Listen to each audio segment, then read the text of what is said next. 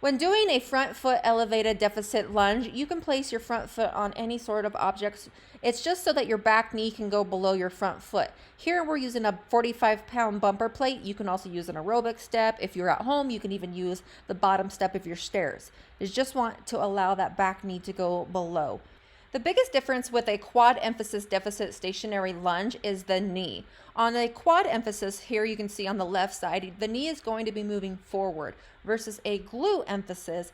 On the right side, you can see that the knee is right above the ankle. So when you're in position, you're going to start with your foot elevated on a surface. Like you can see in here, we're using a bumper plate.